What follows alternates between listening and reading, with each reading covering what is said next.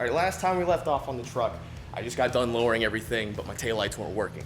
I fixed that. It was really simple fix. A lot of you guys were like, it's a common ground issue. You know, there is a common ground issue on these trucks, but when I separated the bed from the frame, there was one more ground that I didn't see. I disconnected 2 grounds, there was a 3rd ground, and that's because this has definitely been like rewired before. When I was going through the rear end wiring harness, which is, you know, tail lights, these lights down here and a couple other things, I noticed it was like super shoddy and shit like that. So I kind of just, and it's hard to see down here, and I rewired it all, and now it works because I'm awesome. That's the scope of it. I picked up these tail lights here.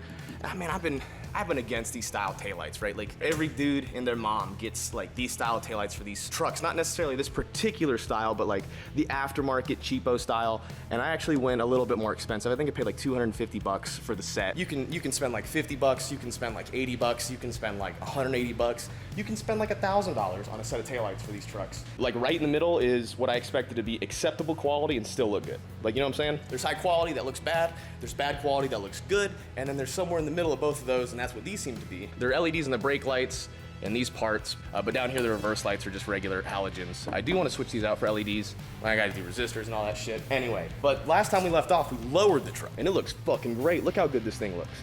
But then I got to looking at the rear end, and I was like, man, bro, this is low. Like that's really low. And it actually kind of rests on the tire a little bit right here compared to the front, which isn't really that low. Like this is like the height that I really wanted. And I was like, damn, man, did I do something wrong? But then I got to looking at it, and I was looking at these rear shackles back here. I don't know if the camera will be able to see them, but those rear shackles are definitely aftermarket lowering shackles, which explains one of the ways that they lowered this truck before I got it, because it was definitely lowered a little bit. Everything that I was able to find, those look like the 2-inch drop shackles. This is a 5.7 kit, 5 in the front, 7 in the rear, which means that plus a 2-inch drop kit in the rear, that's a 9-inch drop, buddy. There, that's a little bit closer to what I want. That's still pretty level. That looks good. I mean, the other alternative would be to keep it low as fuck and then grind away some of the inner wheel well here. Not really into that idea right now. So I think what I'd rather do is just kind of get it up to this height with the OEM shackles, because that'll give me a little bit more room, because any sort of weight right now puts this thing on the bump stops. So when it's snow, got me some OEM shackles. Throw them bitches on real quick. It's really simple, not even gonna go over it.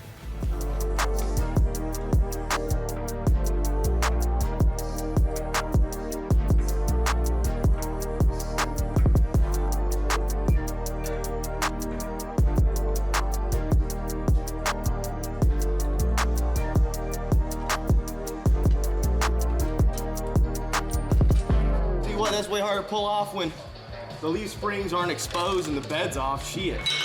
All right, Instagram, this is specifically for you guys. I posted a photo of the shackles last night, and everyone's like, but the ones you have are adjustable. And it's like, well, first of all, not really. I mean, yes, they are. These are Beltec. These are in fact adjustable. You do have 2 sets of eye holes, but you don't have the adjustability that people thought or they wanted me to have. Even on this one's lowest setting, which is right here, because otherwise it gets narrow and you can't fit bolts through there. So you do have potentially 2 holes, but even at its lowest setting, it's probably a solid 1.5 inches, 2 inches in difference. Probably a solid 1.5 inches. Normally it rests right here. I want it to go up about that much. That's exactly what I want, buddy. Tell you what, let's just do the OEM ones.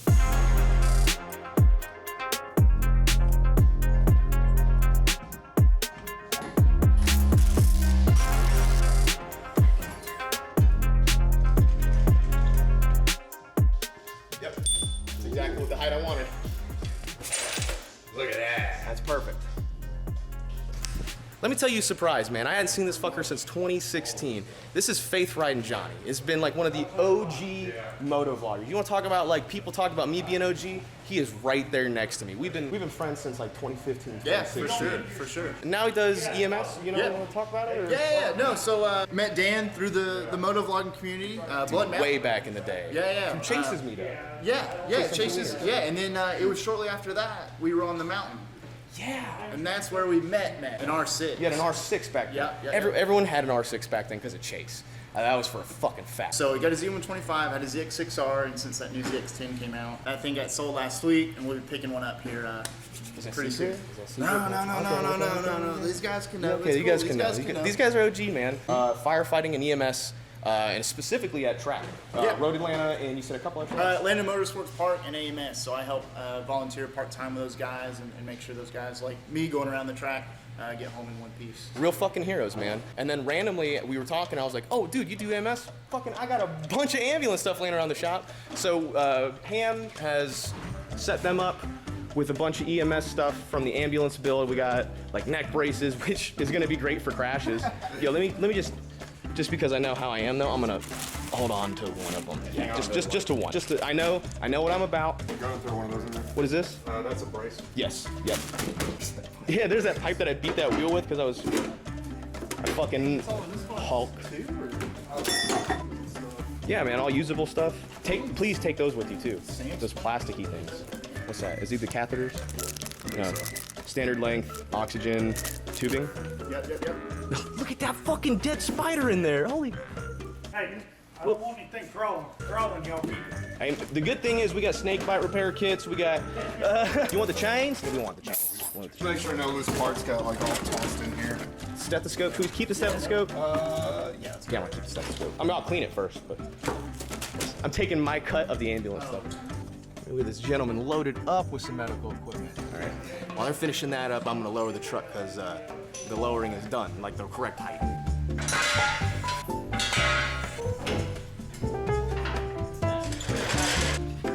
Behind this big red sled here. Yeah. Man, that looks good. That's the right height. Yeah.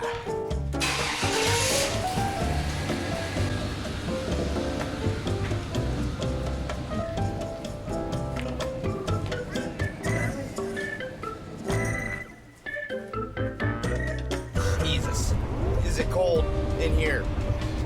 Didn't really let the truck warm up that much. It's finally starting to warm up a little bit though. All right, so last time we left off on this truck, I replaced pretty much everything. The whole front end, the whole rear end assembly. Like the only thing that's still there is the OEM leaf springs and the OEM sway bar. But I did get new sway bar links, rag joint for the steering, new shocks, springs, upper and lower control arms, all new ball joints. All the bushings are brand new. I mean, we replaced pretty much all the front end on this truck. And then the shocks in the rear. And man, does this thing drive like a completely different truck. Man, it used to not be able to like have anything on the seats because it would roll off whenever you hit the brakes, like the way the transfer of energy worked. It would just be like throwing shit all over the place. But now you can basically slam it or launch it and it stays planted as fuck. Throw it into turns, you know? I mean, it really does handle like a completely different vehicle. It drives so smooth. It doesn't do that weird shaky thing whenever you go to slam the brakes, you know? It's made a lot of strides with just that lowering kit, man. I know that sounds weird, but that suspension kit, like, really changes the way that this thing handles and drives. Now, I need to do a rear end.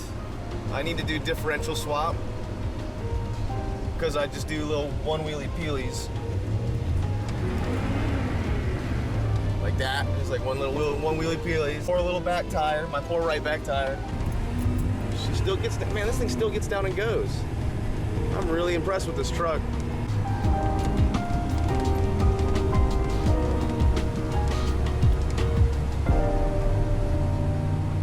Really all it needs now is like a big old LS in it and it'll be a completely different monster. And the differential to make it, you know, handle the power a little bit better. That'd be nice.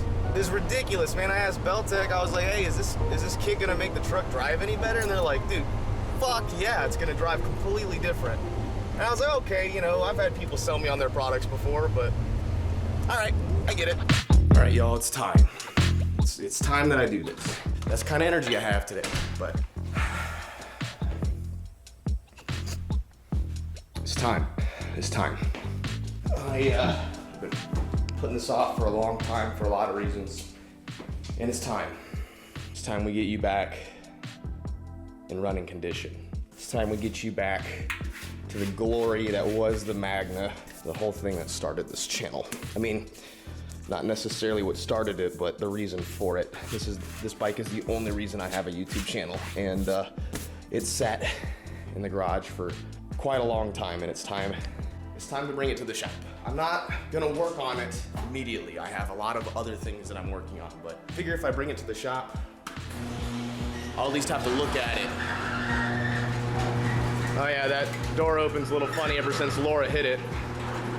We need to load this thing up, and I think I do need the ramps. Be the lowest truck I've ever loaded a bike into. I'm still gonna use my ramps though because that Magna weighs like 90,000 pounds. Also, there's a train.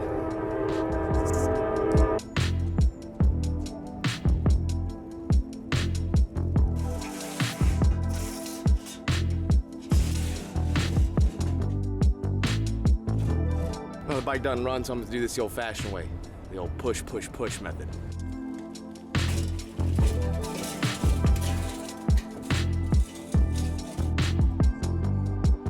That was way fucking easy in this thing. That's my new bike hauler. That's what this is. My scooter mover. Damn, that looks good in that thing, doesn't it? That shit belongs there. I'll be honest with you guys. I think I'm obsessed with this truck. Fucking love it. God, I love this truck. Yeah, it didn't fit all the way lowered, so it just kind of like edged some of the tire off. But I think these are grind that down.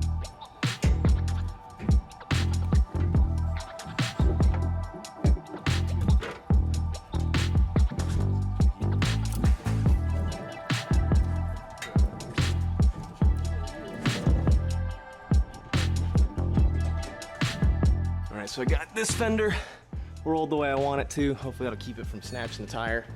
And then on the bed, I took, since this is a fiberglass step side, because they all are, I took a palm sander and a belt sander and really trimmed off about ½ inch on the inner well in there. And I did the same over here. Took a lot over here to make sure that this would fit with the new tires. Hopefully they will. And now I've got just this one to do, which, as you can see, that's where it grabbed the tire. I originally took a little chunk out, so I was like, oh shit, I need to roll these fenders.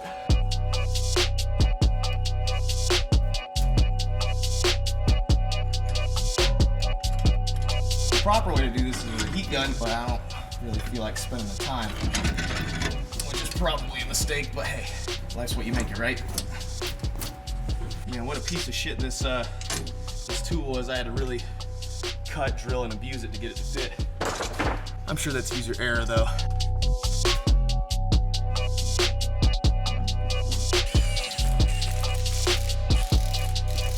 All right, she's done.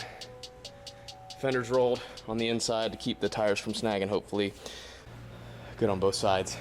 We're doing some great progress to the ambulance as well. We started doing the framing on it, it's looking great. This will be coming in upcoming videos. And we're also getting ready to pull out everything from this box over here because it's taking up a lot of space, so we're gonna rip it out.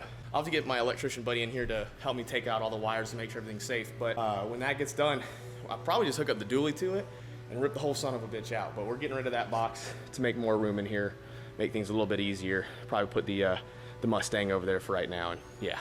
All right, now that we got the bike at the shop, we do have one more thing. We have a sponsor for today's video. Now, I've been working a lot with PB Blaster. They've been excellent to work with, and they are in fact sponsoring this video, but today I'm not talking about just the conventional PB Blaster. I'm talking about their metal rescue formula. Believe me when I say that this stuff is the bee's knees. I wish I got this stuff before I started ripping apart the Mustang. It freaking works wonders. Now, they have two different versions. They have the concentrate or the bath. Mine is a concentrate. Ratio for the concentrate is 14 ounces of this, which is 1 container per 1 gallon of water. Now, the cool stuff about the Metal Rescue is that it's actually water-based, which makes it safe on literally everything except rust. Clothing, vinyl, it doesn't hurt wood or glass or plastic or any of that stuff. It's just to remove rust. It doesn't use any acid. As a matter of fact, it's so safe you can put your hands in it. It's that straight up. I've actually been using it a lot for my tools because, you know, like sometimes I leave tools out, sometimes they get rusty, sometimes they get dirty. I dunk my tools in them for about an hour or so and the rust literally kind of falls off. I'm sure you guys are wondering about the times, you know, how long does it take? For light rust, it only takes like an hour or two. It's really quick. If you got some heavy duty rust, you might want to let it sit overnight, you know, 12, 24, maybe even 48 hours if it's like thick. It's odorless. And I've also been using it on old rusty hardware that is hard to find. A lot of the stuff I've been using is 5/16, which is hard to find like in stores. You gotta special order that around here anyway. You know, any pieces that's rusty, you just boom, put them in. Look at that. Now you're supposed to remove like any sort of dirt. Like obviously there's some thread locker on there. I should probably remove that, but I'm not gonna for the sake of this because I'm feeling that froggy. Look at that, it's already working. And that's it. Now we just wait. Well, we're gonna come back to that next video, so you guys be on the lookout for that. So check out the links in the description, guys. Thank you so much for PB Blaster for partnering with me. They will be partnering with me more in the future, and they will be helping me out with certain builds. So thank you guys for supporting the channel. I appreciate you guys. Now I'll get back to the rest of the video. Man, I have a lot of plans for this thing. I think I'm gonna chop it again. I really think I'm gonna rip the whole engine out and completely rebuild the motor. New rings. I mean, it's got like, how many miles? 50,000 miles on this thing. That's not that bad. You know, when I originally bought this thing, it only had like 9,000 miles on it. That's how much riding I have put on this bike. And not once did it have rear suspension. People are like, oh man, is that bad? It's not that bad. I mean, I wouldn't do 5 hours on the bitch. And aesthetically, I have a lot of plans that are probably gonna change the way this bike looks and sits a lot, but you still have that classic Magna look. And I was considering briefly swapping the motor. I was considering, this is the VF750, V45. They also make a VF1000. This is an old engine from a police bike, which is a V4 1000cc bike. I don't know how much more power it makes. It has to make more power and torque, right? I mean, it's bigger. You know, there's no replacement for displacement. We did like a blow-through carb turbo setup. Anyway, and it is gonna change probably a lot of the aspects of this bike. I've kept a lot of the OEM stuff over the years, like the front controls and the speedometer, tachometer, headlights, front forks. I mean, all this stuff is OEM. And I think I might do a little bit better of a job this time. Do some really fun custom fabricating on this bike. But we're gonna work on this bitch in 2021, I promise you guys. All right, so I picked up some captain's chairs the other day. These are from like a Yukon. These particular seats are like the second row seating of like a Yukon Denali or something like that. They fold and they've got armrests and they're adjustable and all this good stuff. I decided I'm gonna be changing the way the dually's rear seats are and also the center console. So that's good. Right now the dually is hopefully getting painted in this week, maybe done by the end of this weekend. Who knows? But dually's coming home really soon too, guys. I'm gonna start finishing up some projects this year.